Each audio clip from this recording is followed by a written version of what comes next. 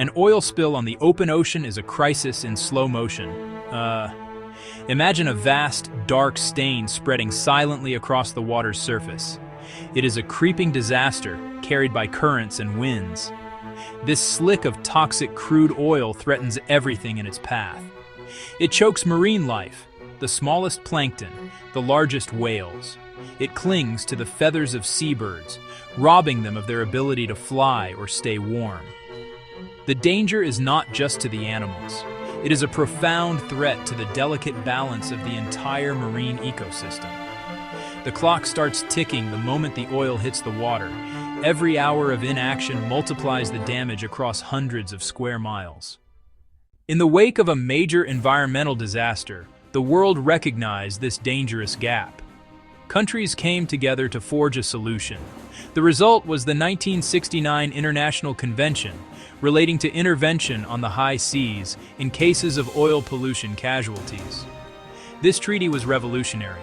It created a powerful new right for coastal nations. It gives a coastal state the legal authority to intervene. When a high seas accident poses a grave and imminent danger of oil pollution to its coastline. It is, in essence, an emergency override switch, allowing a country to protect itself from a threat originating in international waters. The purpose is purely protective, not about claiming territory or punishing a ship's crew, but about preventing and mitigating the devastating consequences of a large-scale spill. The 1969 Convention does not grant unlimited power. It imposes strict rules to ensure action is necessary and proportional.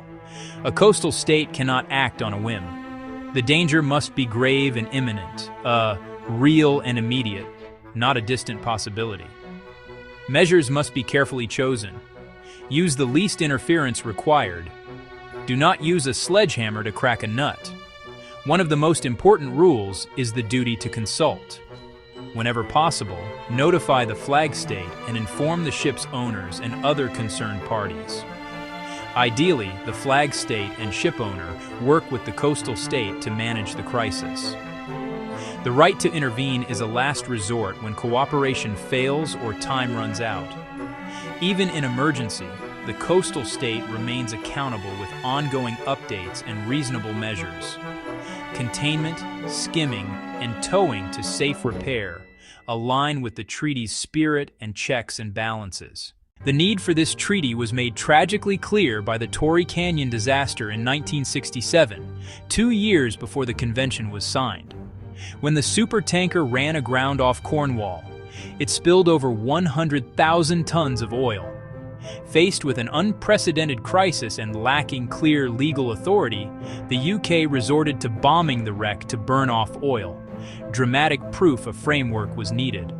In 1993, the Braer lost power in a storm and grounded in the Shetlands. Legal certainty let authorities act without hesitation from the first moments. In 2002, the Prestige began to leak near Spain.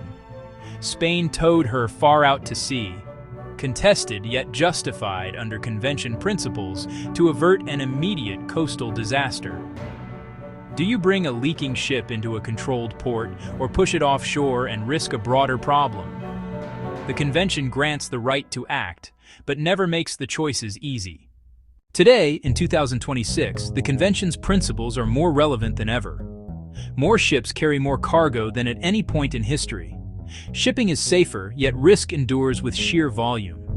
When disaster looms, protection of our shared seas must take precedence. The lesson is proactive responsibility. Enforce stronger standards, invest in tracking, and restrict routes in sensitive areas.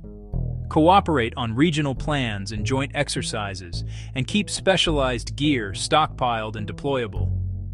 The best intervention is the one that never happens.